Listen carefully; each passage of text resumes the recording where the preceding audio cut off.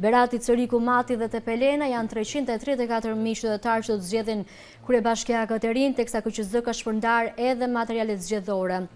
Shohim tani tabelat, është bashkia Berat, zgjedhës të regjistruar 82.161, pjesëmarrja deri në orën 8, 0.76% është pjesëmarrja.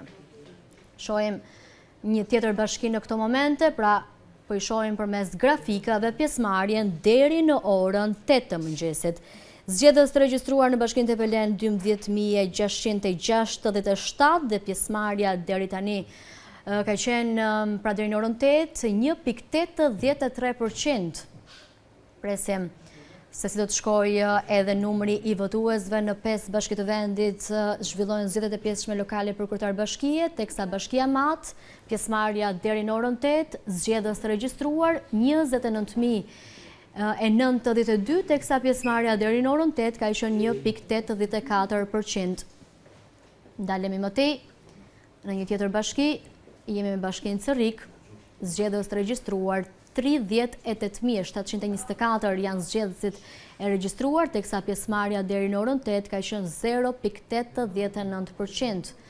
Shohim një pjesëmarrje të ulët në të gjitha bashkitë në fakt. Bashkia Vlorë, një bastion i ndezur në bashkinë Vlorë, Brunilda Mersini nga Partia Socialiste, e cila ka lënë mandatin e deputetes për kandidimin si kryetar bashkie dhe garon përballë 2 demokratëve, kandidat të mbështetur nga Partia Demokratike, Dionis Sota, teksa në garë do tjetë edhe Gjergj Nika, i cili është antar i Këshillit Bashkiak, në siglën e Partisë Demokratike, pjesëmarrja deri në orën 8, zgjedhës regjistruar në bashkinë Vlorë, 171.895 zgjedhës regjistruar dhe pjesëmarrja deri në këto momente 0.45%, teksa në këtë bastion do të shkojmë në këto momente, në Vlorë, për të kuptuar më tepër se si po shkon procedura e votimit. Ka nisur prej orës 7, Enrik Mehmeti jep më tepër të dhënat. Përshëndes. Përshëndetje, jemi pikërisht këtu në një prej qendrave të votimit, fakt janë disa qendra votimi, është qendra 4490 fraksion 00, 4490 fraksion 01, aktualisht siç e shikoni nuk ka njerëz të cilët janë prapë për të votuar. Shifet, siç thatë edhe ju, një pjesëmarrje realisht shumë e ulët në krahasim me vitet e tjera ose me zgjedhjet qoftë edhe në maj apo po ashtu edhe në zgjedhjet që kanë qenë para 2 viteve. Siç duket edhe nga pamjet, tashmë çdo gjë është gati, por nuk ka votues ende.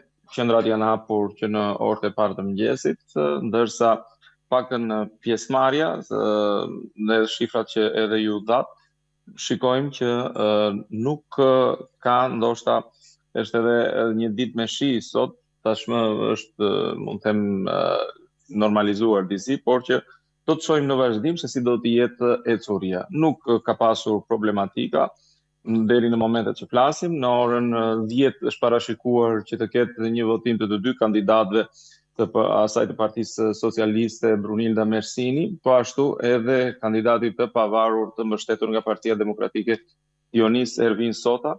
Nuk dihet pra në një farë mënyre kanë zgjedhur të dy të njëjtin orar për të votuar, ndërsa kandidati tjetër i pavarur Gjergj Nika është parashikuar të votojë në orën 11. Të paktën, siç edhe kemi parë nga shifrat, janë mbi 170.000 numri i votuesve që të regjistruar për procesin e votimit, por nuk dim se si do të jenë shifrat deri në mbyllje të këtij procesi. E qartë, ndërkohë përsa i përket të pranishmëve, komisionerët e të gjitha forcave politike janë aty, ka pasur problematika, ka pasur mundësi që të marrësh informacion edhe për këtë aspekt dhe do doja të ndaleshim pak edhe për fushatat, nëse kandidatët kanë bërë fushat në mediat lokale, si është pritur edhe pritet që të jetë një ngjarje fortë mes kandidatëve, 2 nga Partia Demokratike të pavarur të mbështetur dhe 1 nga Partia Socialiste e deklaruar. Siç e shikoni, këtu janë komisionerët të kjo qendër votimi, por dhe disa tjera që jam interesuar gjatë orëve të para të mëngjesit. Komisionerët të gjitha forcave politike gjenden në pritje të votuesve, pasi siç edhe kemi parë, siç theksova edhe një herë, numri ka qenë i ulët. Fushata ka qenë një fushat që mund ta quaj jo shumë aktive për sa i përket kandidatëve të pavarur. Nuk kanë pasur takime, nuk kanë pasur, mund të them, fushata me një masivitet. Paktën 2 të pavarurit kanë zgjedhur që të kenë vetëm kryesisht postime në rrjetet sociale. Sipas njëri prej tyre, kjo ka qenë një taktike zgjedhur prej tij, ndërkohë më shumë aktive dhe gati çdo ditë për sa i përket takimeve, por edhe stilit të fushatës ka qenë kandidatja e Partisë Socialiste Brunilda Mersini, ndërsa për sa i përket kandidatëve të pavarur, në një farë mënyre është zgjedhur që fushata e tyre të ishte me pjesë platforme, me planet e tyre, të cilat do të ishin nëse do të zgjidheshin, duke nisur që nga çështje si turizmi apo taksa. Por që gjithsesi ka qenë, nëse mund ta quaj kështu, edhe në këndvështrimin tim, nga të dy kandidatët një fushat soft, pra jo një fushat shumë aktive që mund të... Në fakt, e tillë ka qenë vizotërimi i fushatës në të gjitha bashkitë, nuk ka pasur dalje publike, nuk ka pasur një fushatë nxehtë siç jemi mësuar të shohim. Enrik, të falenderoj që të kisha në këtë komunikim të drejtë për drejtë, do të lidhemi sërish së bashku pas pak, teksa rikujtojmë se në Vlorë Brunilda Mersini nga Partia Socialiste ka lënë mandatin e deputetes për të kandiduar si kryetare bashkie, do të garojë përballë 2 demokratëve, teksa në këtë moment ne do të kemi një komunikim të drejtë për drejtë me gazetarin Ergyth Gjençaj, ai ndodhet në KQZ,